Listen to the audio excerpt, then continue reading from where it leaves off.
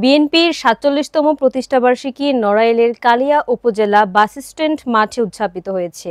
১৯৭৮ সালে শহীদ প্রেসিডেন্ট জিয়াউর রহমান এ দল প্রতিষ্ঠা করেন। প্রতিষ্ঠালগ্ন থেকেই বিএনপি দেশের গণতন্ত্র, ভোটাধিকার ও জনগণের অধিকার প্রতিষ্ঠার সংগ্রামে নেতৃত্ব দিয়ে আসছে। মামুন হাসানের তথ্যচিত্রে বিস্তারিত জানাচ্ছেন সিথি জান্নাত।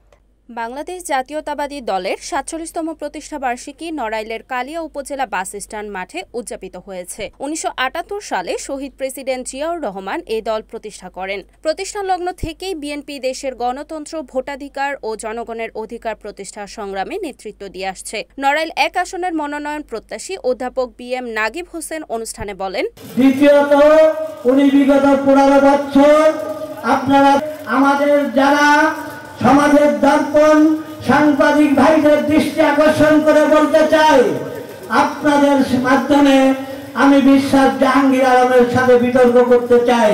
কারণ উনি কবে বিএনপি করেছেন আর উনি কম দিন বিএনপি করেন নাই, আমি তাকে প্রমাণ করে দিব।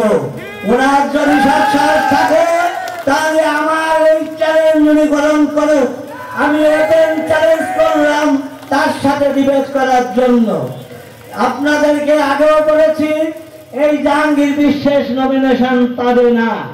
এই যে মঞ্চে দেখছেন, আমাদের এখানে আমরা সম্ভাব্য ৬ জন এমপি প্রার্থী আছে এবং আমাদের এখানে 2 জন অনুপস্থিত। একজন হলো আমার পরম শ্রদ্ধাভাজন সুজা ভাই, যিনি যশোরে আছেন, ব্যস্ততার জন্য উনি আসতে পারেন নাই।